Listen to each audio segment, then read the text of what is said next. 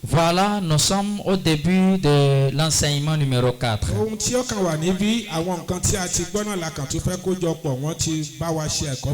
Et ce qui est ici, c'est des choses que nous avons déjà écoutées, que nous voulons juste regrouper parce qu'on a déjà suivi beaucoup d'enseignements.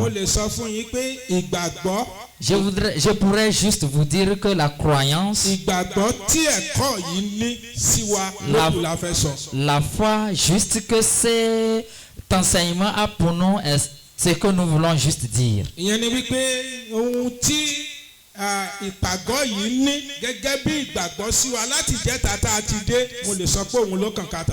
Cela voudra dire que c'est ce que cette conférence a pour nous en la foi depuis les 3 jours passés que nous sommes ici. C'est ça nous voulons écouter. Là, je mentionne le thème qui est ici. Déjà préparé pour les bonnes œuvres.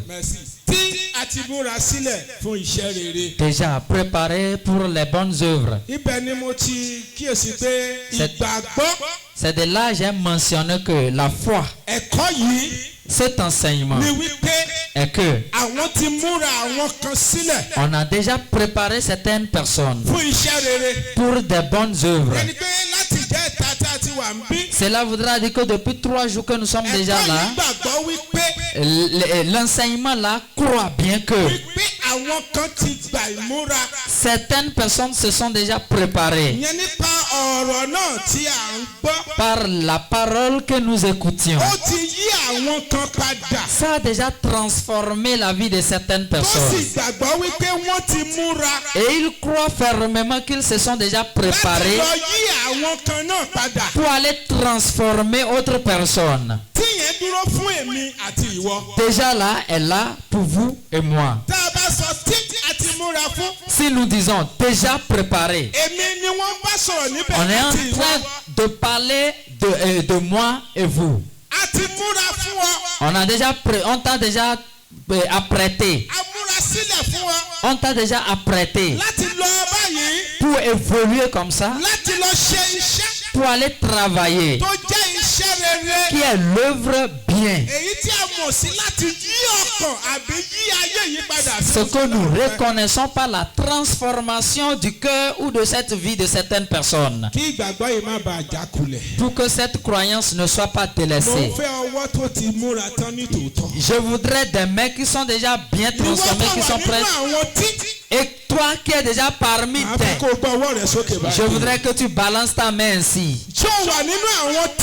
Est-ce que tu es parmi ceux-là déjà préparés pour aller transformer des personnes qui ne sont pas encore sur ce trajet? Si en réalité les mains qui ne font pas de tromperie, la puissance pour faire ce travail, l'esprit pour le faire, la grâce pour le faire, et que les cieux te les donnent au nom puissant de Jésus. Je voudrais vous dire de ne pas délaisser le Seigneur.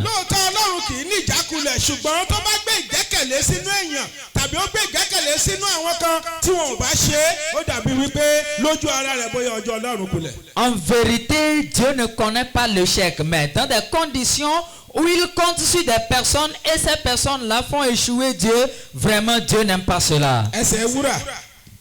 Le livre utilisé. Deuxième Timothée, chapitre 3, verset 16 à 17. Il faudrait qu'on le lise.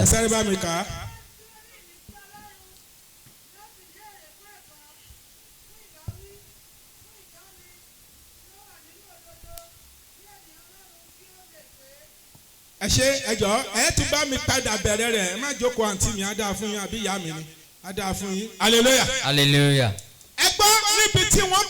Là où nous avait lu, la parole a été utilisée pour te transformer. La parole.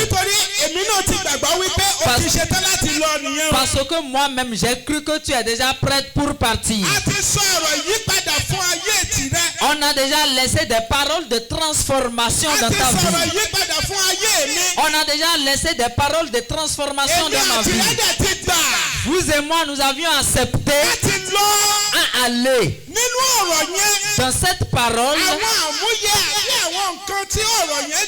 les choses nécessaires avec lesquelles cette parole marche. Cela dont vous et moi, nous avons besoin de connaître. C'est cela que je voudrais qu'on nous lise dans ce verset. Lisez.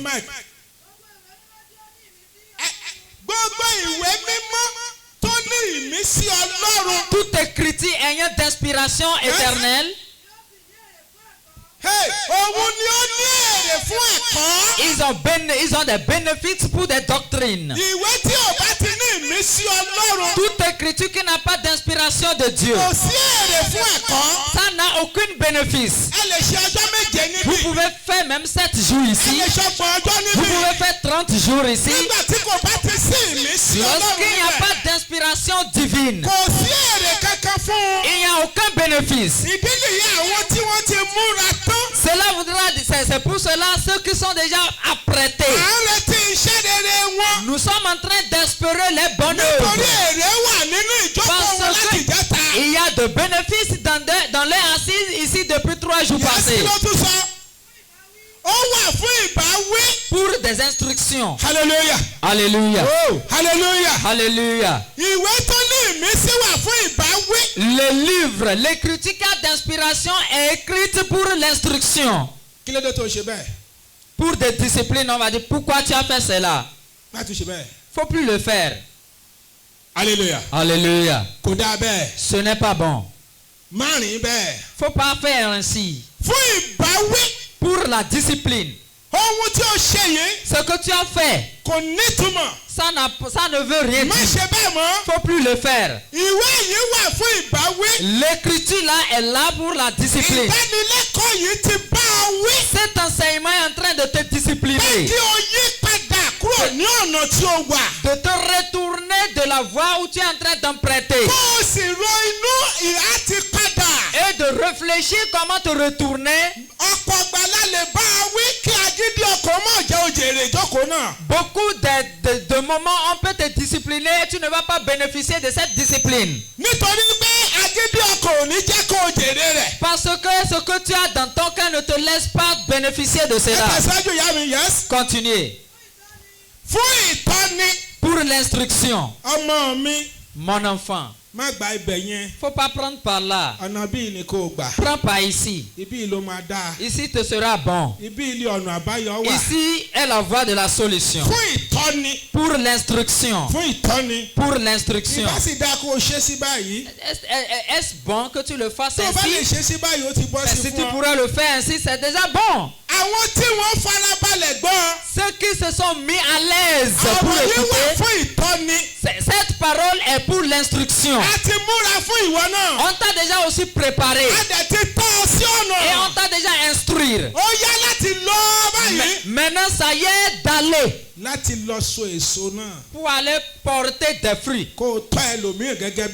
Et de transformer, d'instruire aussi d'autres personnes comme on t'a déjà instruit. Et qui est dans la justice? C'est bon. Merci bien, prenez siège. Allez lire le verset 17 vous-même. Écoutez là où ça a fini. Qui est dans la justice? Cela voudra dire le travail qui nous a été donné. Ça doit être justifié.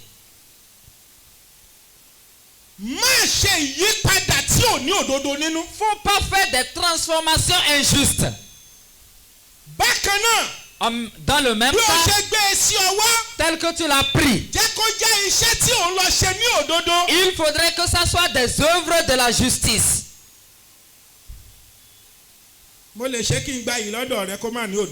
Je peux faire avoir de gloire chez toi et ne pas être juste dedans. Que Dieu m'aide moi. gbàdúrà. Paul est en train de prier. Ó gbàdúrà fún àwọn tó wà nínú ìgbà.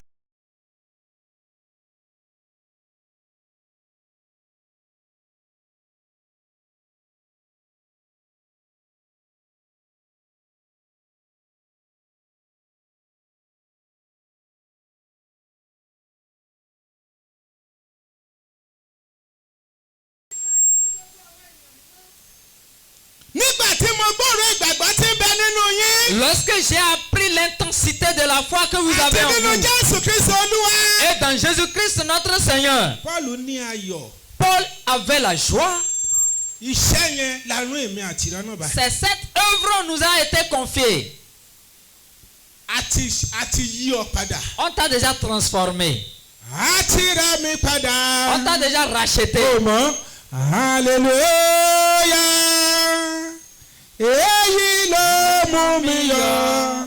Alléluia. On t'a déjà racheté. Et on t'a déjà envoyé pour aller faire quoi?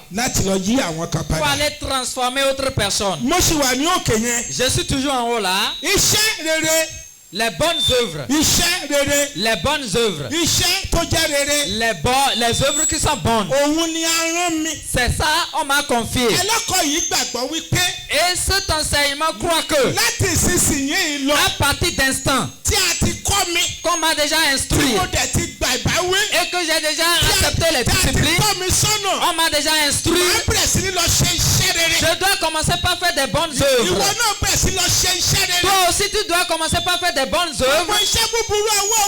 Toutes mauvaises œuvres que nous faisions, il faut les laisser. Allons lire arriver à la maison. Le livre de Chroniques, deuxième Chronique, chapitre 2, verset 14. Il a dit que si mes hommes auxquels on appelle mon nom, ils peuvent simuler, et s'ils se retournent, et s'ils prient, et ils cherchent ma face, moi je vais guérir les terres. Ceux en qui nous citons le nom de Jésus, nous sommes. Amen. Le Saint-Esprit va nous aider. Vous n'avez pas fait Amen. Parce que nous sommes les œuvres de la main de Dieu qu'on a créées en Christ. Les œuvres de la main de Dieu qui a été créé en Christ. En Christ Jésus. Pour faire des bonnes œuvres. Nous sommes les œuvres de la main de Dieu qui a été créé pour faire des bonnes œuvres. Parce que Dieu même est bon. C'est un Dieu qui fait de bon. Et nous sommes les œuvres de sa main pour aller faire des bonnes œuvres. Chers frères en Christ, bien-aimés en Christ, on nous a déjà confié des tâches. On t'a déjà confié des tâches. Et dans quelles tâches nous serons en train de nous regarder? Est-ce que dans des bonnes tâches ou bien dans des mauvaises tâches? Dieu sera vraiment mécontent. Il sera vraiment mécontent. Si tu vas laisser ton temps venir s'asseoir ici, écouter les paroles de Dieu, et que Dieu n'a pas la joie sur toi, il sera vraiment mécontent. Qu'une seule personne se lève et qu'il dit: Seigneur, tu ne vas pas dire. Dis cela en haute voix. Que tu m'as dit: Seigneur, il n'y aura pas de remords parce que je suis venu sur terre. Prenez siège. Au nom de Jésus, vous et moi, nous aurons des succès dans cette tâche. Ne peut pas faire Amen. Je suis au niveau 2. láti múra sílẹ̀. Qu'est-ce que cela voudra dire d'être apprêté? Kí ni ó túmọ̀ sí? Qu'est-ce que cela voudra dire? Kí là ń sọ nípa ẹ̀? On est en train de dire quoi par rapport à Múra cela? sílẹ̀ kí lohun tó a fẹ́ kó jẹ́? Apprêtez-vous, cela voudra dire quoi? Ó sọ níbí ó ti ń bá àwọn ọ̀rọ̀ kan bọ̀. Il disait quelque chose du haut. Ṣùgbọ́n ó wá dé àárín méjì kan. Mais à un niveau donné, Ó ní kí ènìyàn Ọlọ́run il a dit que l'homme de Dieu, kí ó lè pé qu'il soit complet tí ó sì ti múra sílẹ̀ et qu'on a déjà préparé pátápátá pleinement fún iṣẹ́ rere pour náà. les tâches, les bonnes tâches. Gbogbo Toutes les bonnes tâches. gbogbo Toutes iṣẹ́ rere náà. les bonnes tâches. Toutes les bonnes tâches. Kò sí kan tá a fẹ́ ṣe kù níbẹ̀. Et il n'y a pas ce qu'on peut laisser. Kájá gbogbo ẹ̀ kó jẹ́ rere. Il faudrait que tout soit bon. Nítorí wípé Parce que a ti múra rẹ̀. on t'a déjà formé. Bí ọ̀rọ̀ mẹ́ta ló wà ń bẹ̀. Et il y a 3 propos là. Ìkíní ni mo sọ yẹn. J'ai dit la première. Ìkejì sọ wípé Deuxième point. kí ènìyàn Ọlọ́run Que l'homme de Dieu kí ó lè pé. soit parfait. Kí ènìyàn Ọlọ́run Pour que l'homme de Dieu kí ó lè pé. soit parfait Tí ó sì múra sílẹ̀ et qu'il est déjà prêt fún iṣẹ́ rere pour náà. les œuvres, pour les bonnes œuvres. Kí ènìyàn Ọlọ́run kí ó lè pé jàre. Pour que l'homme de Dieu soit parfait. Ìyẹn ni pé pípé wa lọ́lọ́run retí. Cela voudra dire que Dieu est en train d'espérer que nous soyons parfaits. Ọlọ́run fẹ́ kí a pé. Dieu veut que nous soyons parfaits. Lọ́pọ̀ ìgbà mìíràn. À des moments donnés, Àwọn kan máa ń sọ pé èèyàn yìí pé. d'autres vont dire qu'un homme n'est pas parfait.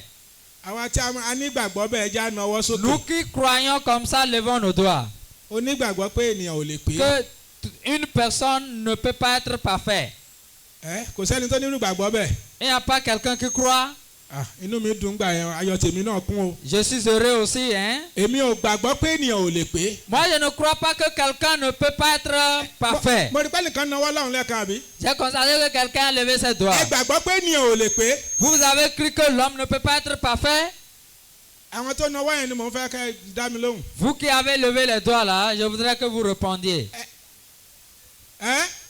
Ó dìgbà Jésù bá dé tá a bá lọ dé paradise lọ́hùn. C'est arrivé au paradis d'abord. Ká tó lọ gbà pé àgbàgbọ́ a pé. Avant de savoir que nous croyons. Ènìyàn á pé tẹ́nìyàn bá fẹ́ pé. Si Tó o bá fẹ́ kó o pé wàá pé. Engineer.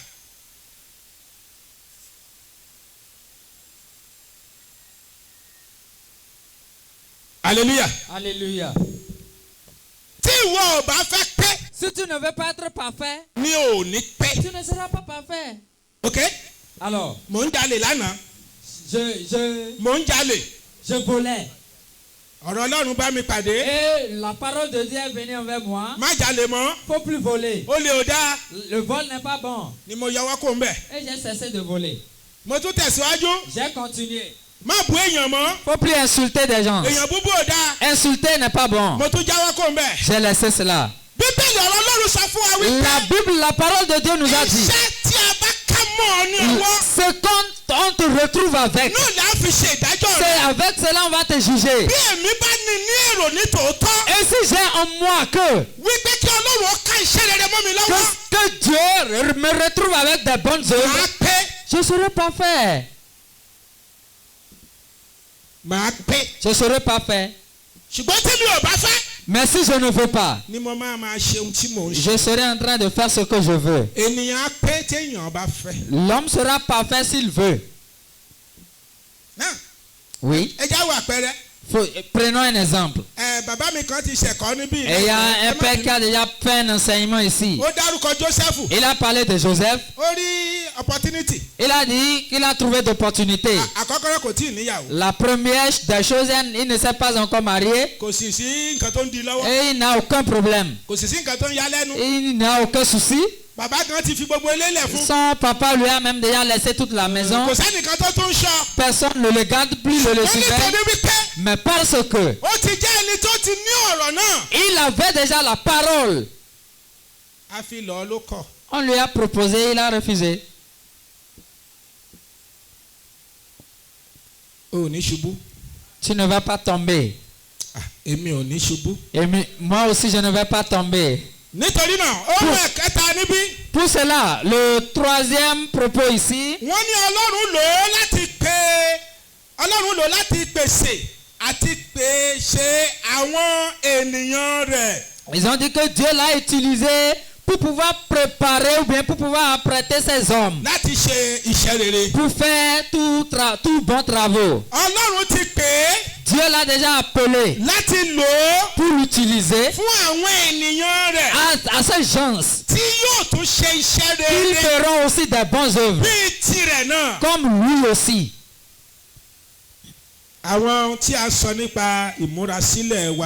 C'est à ces choses nous parlons de notre attention pour être prêt. Au nom de Jésus, Dieu va t'apprêter. Le livre de Jean chapitre 14. Chapitre 15.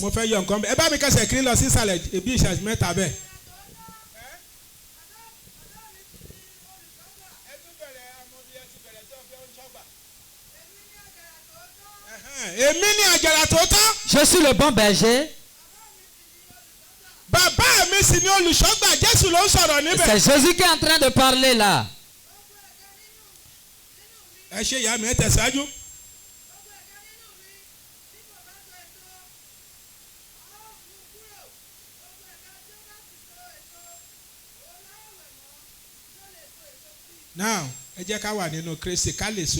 Il faudrait que nous soyons maintenant en Christ pour qu'on puisse porter des fruits. Est-ce que tu peux faire amen? Au nom de Jésus, tu porteras des fruits, des bons fruits. Des choses déjà apprêtées. Des choses déjà apprêtées qu'on devrait avoir. Des matériels qu'on devrait déjà avoir qui nous sont utiles pour se préparer pour le travail de Dieu. Nous pouvons le retrouver dans Éphésiens chapitre 14. Chapitre 4, versets 11 à 12. Si quelqu'un le trouve, le lise.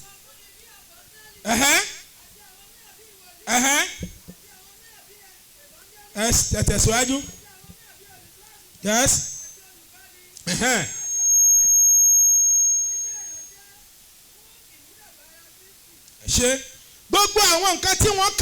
Toutes ces choses qu'on a citées, ce sont ceux-là qu'on a apprêtés. Tu es parmi eux pour aller faire le travail. Les apôtres, il y a des prophètes, il y a des enseignants pour aller travailler. Je suis vraiment très heureux parce que nous sommes jeunes ici. Nous avons encore beaucoup de temps. Nous avons beaucoup de moments pour faire ces œuvres. Au nom de Jésus. La puissance pour le faire. Vous qui vous êtes laissés, et vous et moi, Dieu va nous les donner. Pour cela, les tâches importantes à ne pas négliger. Les matériels première, c'est la parole de Dieu. Pour cela, nous devons être dans la parole de Dieu. Si tu n'es pas dans la parole de Dieu, il te sera difficile de transformer quelqu'un. Nous devons connaître la parole de Dieu. Suivez. Jésus lui-même a rencontré Satan. Et il a cité des versets bibliques à Jésus, Satan. Et Jésus lui-même s'est retourné encore dans la même Bible. Et il dit effectivement c'est vrai. Mais c'est pas pour cela. On l'a écrit. Toi aussi qui n'as pas de la parole de Dieu dans la bouche, tu vas dire quoi? Moi, je ne sais pas si nous avons honte. Notre papa, le coordonnateur, avait demandé ici qui a lu cette Bible, qui a lu cette personne n'a pas répondu. Tu as combien de versets bibliques en tête? Personne n'a pas répondu. Il est reparti dans Somme. De quel somme tu peux réciter ici? Personne. Tu veux aller transformer qui avec quoi? Tu veux transformer avec quoi? Avec ta main, tu penses? Tu penses que c'est facile? On doit avaler la parole de Dieu. On ne peut pas dire que je ne connais pas, je ne suis pas étudiant, je ne maîtrise pas la Bible. Ce que le Père a dit quand il priait, là, ça là aussi ne suffisait pas. Il a été écrit. Tout arbre que mon Père n'a pas, on va le déraciner. Ça là aussi n'est pas suffisant. Pour que toi aussi tu puisses dire que c'est écrit. Peut-être si le Père t'insultait, tu pourras te rappeler. Il faudrait que j'avance. Parce que je ne voudrais pas comme... Deuxième point. Le représentant. Nous sommes le représentant. Et on nous a donné les dons de travail. Les travaux de la foi. Et de la mise au point. De la mise en place et de la gouvernance comme un apôtre. Les représentants pour représenter Dieu n'importe où. Autre chose, le Saint-Esprit, c'est quelque chose que nous avons besoin pour être apprêté. Je connais un feu père. Il y a des gens qui le connaissent ici beaucoup. Non, mon père Bankole. C'est en ce temps nous on avait commencé. Oui. On était allé faire une prière quelque part. Au moment de la prière, le vieux n'a pas demandé autre chose que le Saint-Esprit du matin. Depuis le matin, on demande le Saint-Esprit. Le vieux demandait cet esprit. À un moment donné, on lui a posé la question. Et ils ont dit, Jésus a dit qu'il avait laissé le monde à qui? Il a dit que je m'en vais et qu'il ne va pas nous laisser. Oui. Qu'il va nous envoyer un consolateur. Il a dit si. Je vais appeler qui encore? Qui va rendre compte à Jésus? Vous suivez, on va appeler qui? Il va appeler qui? On va invoquer qui? Cela voudra dire que c'est le Saint-Esprit. On lui a déjà aussi donné ces trucs-là. C'est pour cela qu'on a dit et 3 en 1. Et ces 3-là font des réunions à tout moment. Et ils font ces activités, ils se laissent de ces activités. On dit le Dieu de nos parents. À un moment donné, on va dire Jésus-Christ. À un moment donné, on va dire Saint-Esprit. Je sais bien que ce sont ces 3 noms que nous proposons, que nous disons que nous doit. Ou bien il y a encore autre nom que toi tu utilises. Si nous disons au nom de Jésus, on va dire notre Père. Nous sommes déjà dans Genèse. Nous sommes déjà dans l'Ancien Testament. À un moment donné, nous allons dire Jésus. Et nous sommes revenus dans le Nouveau Testament. À un moment donné, on va dire Saint-Esprit. Nous sommes déjà dans les apôtres. Les 3, voilà, les 3. Pour cela, recevez le Saint-Esprit. Allez lire à la maison. Hébreux chapitre 13 verset 21. Vous pouvez lire arriver à la maison. À cause de mon temps, il y a des choses que nous avions déjà écoutées. Nous sommes juste en train de nous les rappeler pour que nous puissions nous préparer. Et on dit le corps de Christ. Nous sommes le temple de Christ. Si nous sommes le corps de Christ, voilà.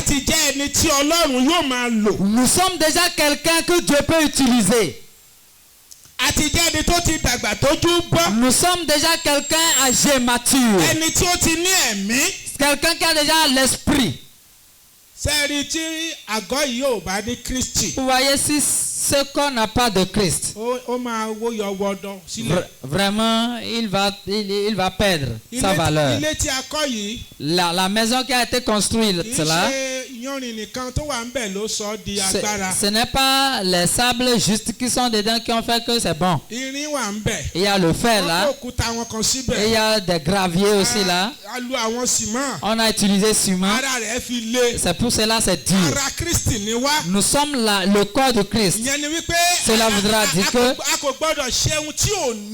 nous ne devons pas faire des choses injustifiables. Pour cela, tel que nous sommes en train de nous apprêter pour partir, est-ce que je me réserve? J'avance un peu en bas.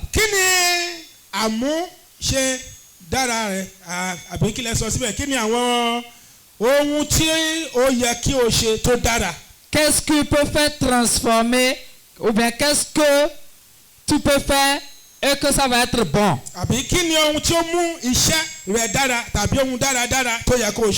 Quelles sont les bonnes choses que tu devrais faire?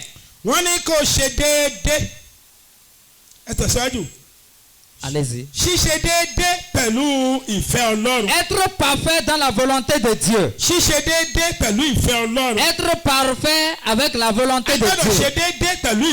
Nous devons être juste avec la volonté de Dieu.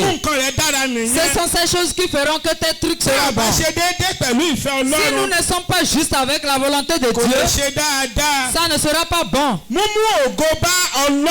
Apporter la gloire au Seigneur. Nous devons chaque fois glorifier Dieu. À des moments donnés, nous aussi qui acceptons, qui prenons des gens, qui allons pour transformer des gens, on a beaucoup de pensées déjà dans nous. Et on ne rendra pas la gloire à Dieu. Moi-même là, ce que j'ai subi, ce que j'ai comme problème, c'est moi aussi je prie. Alors que toi aussi veux prier pour celui à qui tu allais voir. Tu n'as pas donné la gloire à Dieu. Tu n'as pas donné la gloire à Dieu. À un moment donné, moi j'étais au champ. Mais Dieu a déjà fait telle chose. Et ma vie a déjà connu des changements.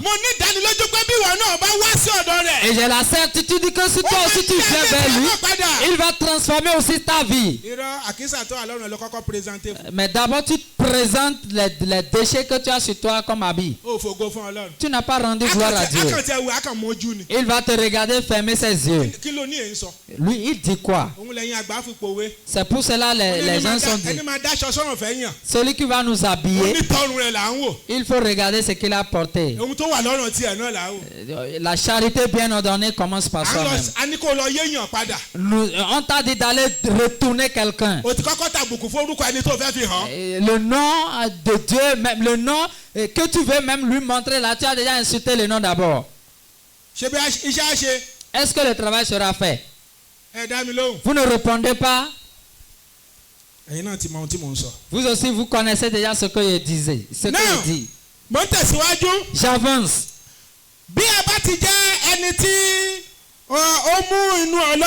Si nous sommes déjà quelqu'un qui rend heureux Dieu, qui donne la gloire à Dieu, nous devons être aussi des gens qui réparent la créature de Dieu. La réparation de la créature de Dieu. La mise au point de la créature de Dieu. Lorsque tu parles, tu lui dis cette bonne nouvelle. Et que tu l'as transformé. Et qu'il a accepté. Et il y a certaines activités de réparation que tu dois faire. Et il y a des réparations que tu dois aussi faire. Lorsque j'ai nouvellement cru dans cette église, j'étais catholique. Mais quand j'ai cru en Jésus, J'ai déjà dit ça à plusieurs endroits. Personne ne m'a pas prêché. C'est à cause de Tam-Tam que je suis venu dans l'église apostolique de Christ. C'est Tam-Tam qui m'a sauvé. Quand je suis venu vers Tam-Tam et il a commencé par taper, je suis devenu fidèle de l'église apostolique de Christ. Qu'est-ce que je voudrais dire? Il y a une vieille dans l'église.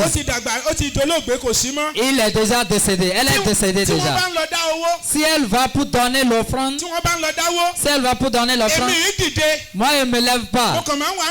Je serai debout là.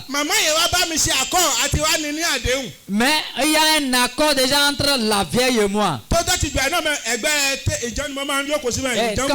Je serai déjà au bord de la chaise. Et si la maman la dansait comme ça, moi aussi je sais déjà ce qu'elle veut faire. Vous avez compris? Vous avez compris ce que j'ai dit? Je serai en train de danser comme ça. Et ma main aussi sera déjà pour disposer. Et moi aussi je vais danser avec elle. J'ai dit, moi aussi j'irai donner l'offrande. Quand elle a constaté cela, j'ai de l'argent, je n'ai pas de l'argent. La dame là a cru dans toutes nos assises. Elle me le fait. Et moi aussi je te pose. Tu dois transformer la vie de quelqu'un. Ces chaussures ne sont pas encore bonnes. Tu as la possibilité de le faire. C'est des transformations que tu dois faire pour certaines personnes. Tu as vu que les tissus que nous avons là, il n'a pas encore la capacité. Mais il faut faire pour quelqu'un. Tu es en train de le transformer. S'il accepte en réalité Jésus et qu'il est en réalité transformé, il y a des œuvres que nous allons faire. C'est cela qui va le raciner. Et les jeunes nous ont dit certaines choses. Ils ont dit que pour que cette association ait une société. On dit que tel que nous sommes venus là, que quelqu'un apprenne un métier et rentre avec.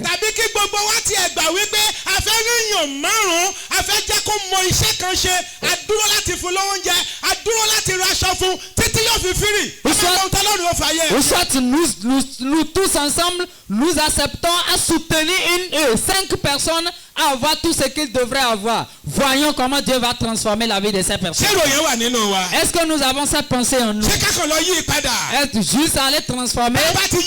Après la transformation, et il sera en train de te perpétuer. Nous avons des travaux à faire. Nous devons refaire des gens. Que Dieu nous aide. Je suis en train de terminer. Vérifiez bien l'heure pour nous, parce que nous avons des choses à faire. Au nom de Jésus, le Saint-Esprit va nous aider. Allons lire le reste à la maison. Ils ont dit que tout le monde, le fondement des comportements, le père que Dieu avait utilisé, que Dieu a utilisé pour rendre cet enseignement, il a dit que le comportement c'est comme fumer. Comportement c'est comme fumer. Il n'y a pas comment tu vas le cacher. Il n'y a pas cette sagesse que tu vas utiliser. Et ça ne va pas apparaître. Mais pour que ça soit transformé, si toi aussi à l'intérieur tu t'es déjà transformé, tes comportements seront transformés. Vous êtes en train de nous regarder ici, peut-être le pasteur il a mentionné son nom. Vous regardez le pasteur, vous croyez. Le vrai Odjubele est à l'intérieur de moi. Il est en moi. Tout ce que je suis en train de raconter devant vous depuis, vous, combien parmi vous circulez avec moi? Vous qui circulez avec moi, levez vos mains. Que Jésus répare notre vie. Que Jésus répare ma vie. Ce que je suis en train de dire est que notre comportement, cet enseignement accepte que nous l'avons déjà revu. Il a dit si. Ok, déjà préparé, déjà transformé pour les bonnes œuvres. Il a accepté que tu as déjà changé tes comportements. Tu as déjà quitté tes anciens comportements. Et il évolue. Il a dit que nos œuvres de culte dans l'église, cet enseignement, quand tu allais à l'église, tu faisais comme ça. Tu n'es pas dans la chorale, tu n'es pas dans les enseignants, tu n'es pas dans les accueils, tu ne parlais pas à l'église, tu ne fais pas la visite, tu ne fais rien. Ton œuvre dans l'église. Cet enseignement accepte qu'il t'a déjà mis dedans. Et il y a certaines œuvres, certaines activités dans l'église que nous ne considérons pas.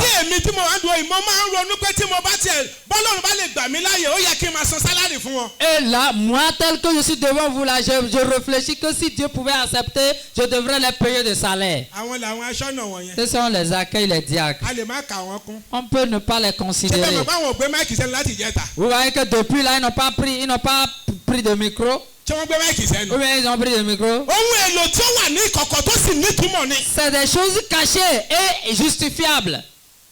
Il y en a des personnes dans l'église. Ce que j'ai en main là, les générateurs que j'ai là, ils sont là, ça ne doit pas se teindre. Il ne doit pas avoir essence terminée. Il ne doit pas être là et que la parole de Dieu ne va pas sortir. Ils sont à l'intérieur. Hein. Il va sur la console. Il regarde si c'est bon. Tu ne sais pas qu'il est en train de travailler.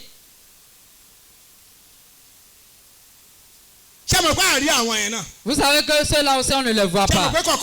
Ils sont cachés. C'est parmi les activités qu'on doit faire dans l'ensemble de l'Assemblée de Dieu. D'autres vont essuyer la terre, vont balayer. J'ai travaillé dans une assemblée pendant 7 ans. Quand on était arrivé là, j'ai noté quelque chose. Si la maman voulait aller puiser de l'eau, ils vont refuser. Et on dit qu'elles iront chercher eux-mêmes. Pendant les 7 jours que j'ai fait là, ma femme n'a pas puisé de l'eau. Si je dois mettre tout ensemble, ça ne peut pas faire 3 mois. Si on doit mettre ensemble les 7 ans là, le nombre de fois qu'elle a puisé de l'eau, ça ne peut pas faire 3 mois. Il y aura déjà de l'eau derrière. De l'eau devant. À des moments donnés, on serait en train de dormir, ils vont déjà balayer la cour. Toi, tu fais quoi à Dieu comme Dieu? Qu'est-ce que tu fais même dans l'ensemble de l'église? J'ai déjà quitté aussi là. Ce que nous sommes en train de dire est que nous devons avoir spécialement quelque chose à faire dans l'assemblée de Dieu pour l'évolution du culte. Les bonnes nouvelles. Allez prêcher les bonnes nouvelles. Il faudra dire à certaines. J'étais sorti avec mon père. Nous sortions pour aller ailleurs. Et il m'a déjà instruit de le rejoindre ou bien d'être quelque part avant 5 heures du matin. Avant 4 heures, moi je m'étais déjà apprêté. Et là où il m'a indiqué, j'étais allé l'attendre là. Et je m'étais assis là. Et il y a deux personnes qui passaient. Je parle de 5 heures du matin. Quand arrivé là, ils m'ont salué.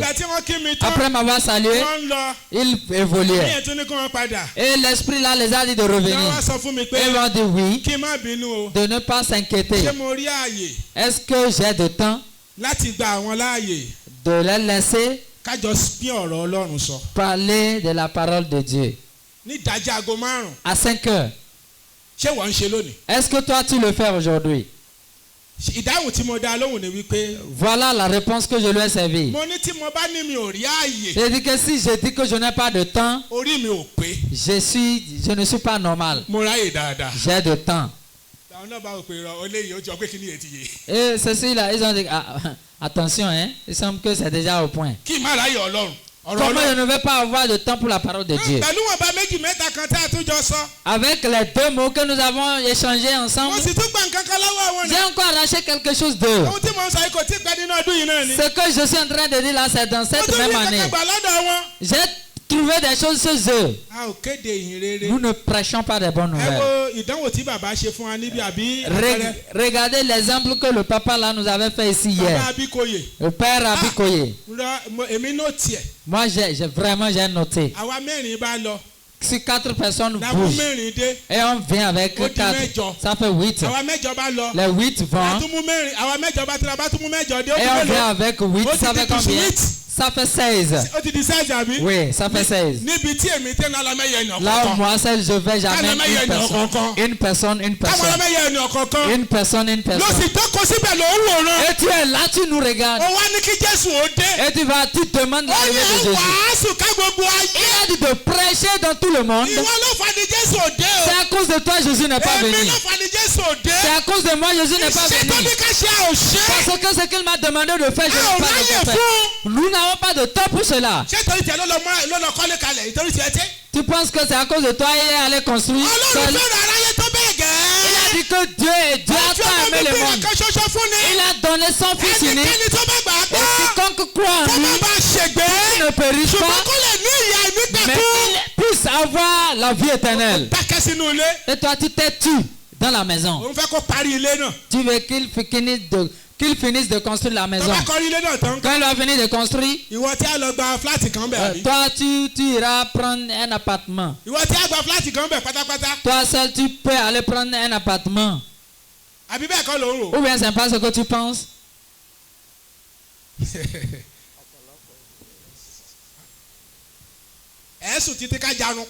Tu vas dormir, faire tel que tu veux.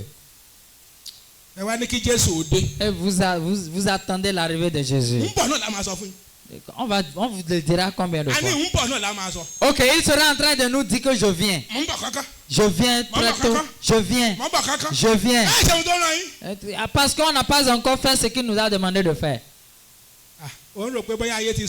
Tu penses que je suis déjà fatigué du monde?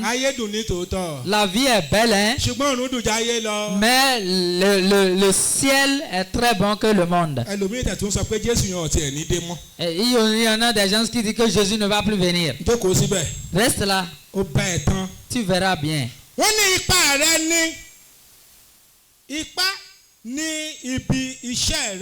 Tu dois avoir d'impact là où tu travailles. Il faut te forcer là où tu travailles. Il ne faut pas te taire. J'ai suivi sur TikTok. Et le patron là disait que bon, l'apprenti était une femme. Et le patron disait, je vais te voler. Toi là, tu es belle, hein? Tu connais ce que tu fais. Je vais soulever ta grade. Et quand l'apprenti était content, et il a donné des jours de venir lui rencontrer. Il a dit que ce que je vais utiliser pour te grader est de te laisser pour moi. Et l'enfant dit attention. Oui, c'est ce que j'ai dit. Soit tu acceptes et tu seras gradé, ou bien tu refuses, tu vas perdre le métier. Et l'enfant dit que j'accepte que le métier soit perdu. Il a dit, ou bien tu es insensé. Sa ipá rẹ níbi iṣẹ́ rẹ o. Et ton impact là où tu travailles. Sa ipá rẹ níbi iṣẹ́ rẹ. Faut qu'on voit ton impact là où tu travailles. Ìyípadà. La transformation d'ensemble. Ìyípadà àwùjọ. La transformation générale. À ń ṣàǹkó pẹ̀lú wọn lónìí. Nous sommes en train de faire porter des mêmes habits avec des gens aujourd'hui. Ó tiẹ̀ pọ̀ lọ́dọ̀ tiwa lọ́wọ́. C'est vraiment nombreux chez nous là-bas. Lọ́dọ̀ tiwa. Là où je suis venu. Gẹ́gẹ́ ń sìn gẹ́gẹ́ egun ní dùn ìlú egun nìyẹn o. Bòtò gẹ́gẹ́ wà. Ṣé ẹ mọ oúnjẹ bẹ́ẹ̀? Vous savez ce que cela veut dire? Ó mọ ohun tó ń jẹ bẹ́ẹ̀ àbí? Àgọ́ nìyẹn lọ rẹ́rẹ́rẹ́. On est en train de parler de la cérémonie. Bí wọ́n bá mu bí ìyàwó náà bá wọn mu. Ils vont boire de bière. Ẹ sọ̀rọ̀ mọ́. Bí wọ́n bá mu tí líle òun náà mu. S'ils prennent de boissons alcoolisées, lui aussi il va prendre. Bí wọ́n bá dé ọ̀gànjọ́ òru lòun náà máa wọlé. Arrivé dans minuit, lui aussi va venir à minuit. Kò sì ní ṣe ìkórè kan kó pè wọ́n pé ẹ máa bọ̀ afẹ́ ṣe. Et il ne va pas faire de moisson, et les appeler. Kò ní pè wọ́n fún ìsọjí kan pàtàkì ní ṣọ́ọ̀ṣì. Il ne va pas les inviter pour des croisades importantes dans l'église. Ẹ jẹ́ kí ìyá bàbá kan tó ti kú látọdún kan kó kú. Il faudrait qu'une vieille ou bien un vieux ancien temps meure. Ìgbà yẹn ni wọ́n ṣẹ̀ máa wá nu ẹgbẹ́ wá. C'est en ce moment on va quitter des ẹgbẹ́ tí ẹ wà nínú rẹ̀ padà sí ti Christ. Transformez vos associations en associations de Christ. A dára fún wa. Il nous sera bon. Mo ti lọ àkókò mi. J'ai déjà fini mon temps. Ẹ mọ̀ bẹ́ẹ̀. Moi-même je le sais. Kì í ṣe àkókò tí mo fẹ́ lò láyé o, máa ṣì síbẹ̀ o. Ce n'est pas le temps que je vais utiliser sur la terre. Il ne faut pas penser cela. Hein? Ẹ ṣé o. Merci bien. Iṣẹ́ ṣíṣe. Les œuvres à faire. Èrèdí. Les raisons. Ó ní èrèdí. Ça a des raisons.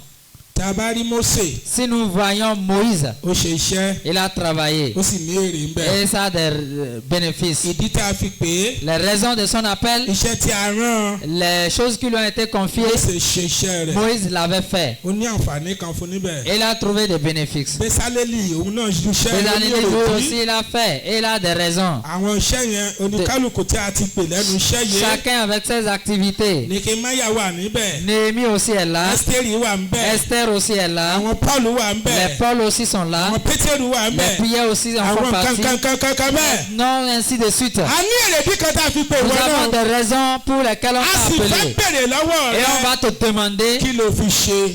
Tu as fait quoi avec? Kí ló fi ṣe? Tu as fait quoi avec? Kí ló fi ṣe? Tu as fait quoi avec? Nítorí náà. Pour cela. Ibi tí mo bẹ̀lẹ̀ kan Ọlọ́run ò ní kábàámọ̀ lórí rẹ̀. De là où j'avais démarré tout à l'heure, Dieu ne va pas regretter ce nom. Mo fẹ́ lọ parí ẹ̀ báyìí. Je suis en train de terminer. Ní ìsàlẹ̀ yìí. En bas là. Níbi tí wọ́n ti kọ́ wípé. Là où ça a été écrit que. Bí Ọlọ́run ṣe ń fẹ́. Tel que Dieu veut. Bí Ọlọ́run ṣe ń fẹ́. Tel que Dieu veut. Kí a máa ṣe. Que nous faisions. Iṣẹ́ rere rẹ̀. Ces bonnes œuvres. Bí Ọlọ́run ṣe ń fẹ́. Comment est-ce que Dieu veut? Tel que Dieu veut. Ká máa ṣe. Qu'on fasse. Iṣẹ́ rere rẹ̀. Ces bonnes œuvres. Ọlọ́run ní àwọn ìlànà bó ṣe ń fẹ́. Dieu a des plans qu'il veut. Ọlọ́run fẹ́ kí a máa ṣe iṣẹ́ yẹn ní àwọn ìlànà kan. Dieu a certains plans dans lesquels il veut que nous faisons ces œuvres. Máa rìn nínú ẹ̀mí. Marcher dans l'esprit. O gbọ́dọ̀ rìn nínú ẹ̀mí. Tu dois marcher dans l'esprit. Bó o bá ti rìn nínú ẹ̀mí. Si tu ne marches pas en esprit. O lè rí i. Tu ne peux pas le voir. Rí ara rẹ. En toi-même. Nínú ìwé mímọ́. Rends-toi dans la parole de Dieu. Jẹ́ kí ọ̀rọ̀ Ọlọ́run ó sọ ọkàn rẹ. Il faut que la parole de Dieu transforme ton cœur. Kó sọ ọkàn rẹ di ọ̀tun. Renouvelle ton cœur. Tí o bá ti rí àyè fún yẹn. Si tu n'as pas de temps pour cela. O lè mọ bó ṣe máa ṣe. Tu ne sauras comment le faire. Ṣe àwárí. Il faut refaire la recherche. Ẹ̀bùn.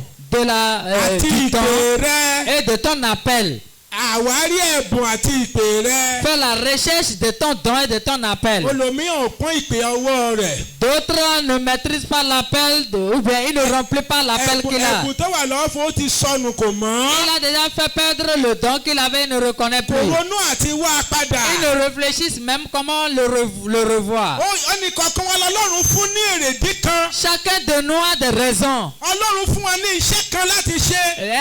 Des œuvres nous ont été confiées. Ṣùgbọ́n ò náání rẹ̀. Mais tu ne prends pas cela en compte. Tu ne considères pas ça. Ó ń gbóhùn tẹ́lẹ̀. Tu écoutais des voix. Kò gbóhùn mọ́ báyìí. Tu n'écoutes plus des voix. Kò sì sọ nǹkan kan lójú ẹ. Ça ne te dit rien. Ibì kan tiẹ̀ wà nínú Bíbélì tí wọ́n yà sọ́tọ̀ fún àwa ọ̀dọ́. Il y a une partie dans la Bible qui nous a été dédiée, nous jeunes. Wọ́n ní yóò sì ṣe ní kẹ́yìn ọjọ́. Il a dit le moment viendra. Je vais faire sortir mes esprits. Wa yóò máa ṣe nǹkan. Ọ̀dọ́bìnrin yóò máa ṣe nǹkan. Les jeunes hommes vont faire ci, les jeunes femmes vont faire ci. A tún gbàdúrà ẹ̀mí mímọ́ ká tẹ́ kó ń bí nísìnyí. Nous allons encore demander le Saint-Esprit avant de quitter ici maintenant. Ìsìtì ìgbọ́ báyìí lolú awílẹ́dọ̀ ẹ̀ nìkan mẹ́. Et puis là, on n'a pas encore écouté tel ainsi parle l'Éternel. Chọ́ọ̀ṣì wa wà lókùnkùn. Notre église est dans l'obscurité. Ìránṣẹ́ Ọlọ́run fẹ́ kí ìjọ ó tutù lókù. Le serviteur de Dieu est là et que l'église est là. A ní ìsọjí ọjọ́ mẹ́ta àgbà yìí kò gbọ́ nǹkan. Nous avons 3 jours de croisade, mais comme il n'a rien appris, kò sí nǹkan tí wọ́n fi hàn wá. on ne lui montre rien. Ní gbogbo ẹ̀ kàn wà bẹ́ẹ̀. Tout est là comme ça. Ní ibi tí ìwọ wà. Là où toi tu es. Ó ṣe gbàdúrà. Pourquoi tu ne vas pas prier? Bẹ́ẹ̀ bù mí padà. Dieu retourne-moi mon don. Orin lásán lè yí ayé èèyàn padà náà. Les simples chansons peuvent transformer la vie de l'homme. Ìyá kan sọ fún wa nígbà kan, ìyá yẹn ṣì wà láyé, ó wà nínú ìjọ Àkànàbọ̀ ẹ nísìnyí. Il y a une dame dans l'église à Konoboy jusqu'à présent. Ó ní ọjọ́ kan wọn ò fẹ́ wá ṣọ́ọ̀ṣì. Il a dit un jour qu'elle ne voulait pas aller à l'église. Òun ro àwọn nǹkan nínú ọkàn. Qu'elle est en train de réfléchir sur certaines choses. Òun ti gbà láti gbé nǹkan jẹ. Elle est en train de réfléchir sur certaines choses qu'elle était même déjà prête pour prendre. Àwa ń kọ orin lédè Ègùn ní ọjọ́ náà. Et ils étaient en train de chanter en fond le jour là. Orin náà sọ wípé. Et la chanson disait. Ó ní dótù yẹn ni pé fọkàn balẹ̀. Elle a dit patiente-toi.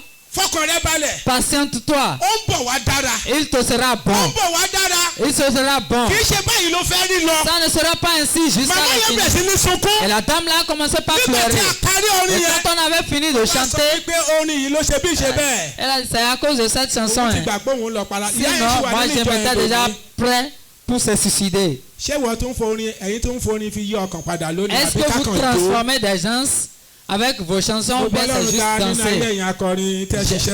J'ai donné la gloire au Seigneur dans la vie de la chorale qui vient de chanter. Amen. Vous aussi qui avez déjà travaillé, Dieu sera avec vous. Je vous dis bonne fête. Au nom de Jésus, nous allons faire nombreux. Si Jésus tarde de venir, vous et moi, nous allons rentrer au royaume des cieux. Cantique numéro 651. Cantique numéro 651. Ok, c'est bien mon. Ok. Èmi yóò dádé wúrà gbàmbá délé wọn bọ̀ lọ́wọ́ àníyàn gbàmbá délé wọn wọ aṣọ ògo èmi ó kọrin ìtàn tí Jésù tó rà mí. ẹni sá ẹsẹ̀ kan ṣó la fẹ́ kọ ọ yá o. Èmi dádé wúrà gbàmbá délé. Ó sọ̀rọ̀ á. N ó bọ̀wọ̀ ẹ̀yàn gbàmbá délé. N ó wọ aṣọ ògo. Ìtàn tí Jésù tó rà mí gbàmbá délé. Gbàmbá délé. Gbàmbá délé. Gbàmbá délé. Ìbànújẹ́ yóò dópin gbàmbá délé. Gbàmbá délé. Gbàmbá délé. Ìbànújẹ́ yóò dópin gbàmbá délé. Bó o bá wá délé ńkọ́. Et si tu ne rentrais pas? Báwo ni ìbànújẹ́ fẹ́ dópin? Comment est-ce que cette mécontentement? Báwo ló ṣe wá aṣọ ògo? Comment tu vas porter la vie de gloire? Comment tu vas chanter en gloire? C'est quand tu seras à la maison. Que quelqu'un appelle le nom de Jésus. Tu n'es pas ici, tu vas invoquer le nom de Jésus. Voilà la seule prière. Il faut appeler celui qui va prier. Amène tes mains en haut.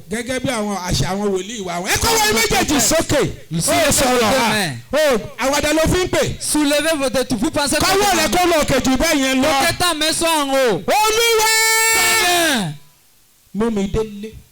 Amène-moi jusqu'à la maison. Tu vas travailler avant d'y arriver.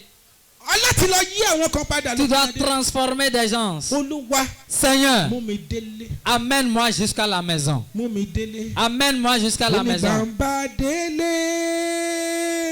Bamba dele ìbànújẹ́ yóò dópin Bamba dele Bamba dele Bamba dele ìbànújẹ́ yóò dópin Bamba dele. Olúwa mú mi délé. Orúkọ Jésù yẹ gbàdúrà.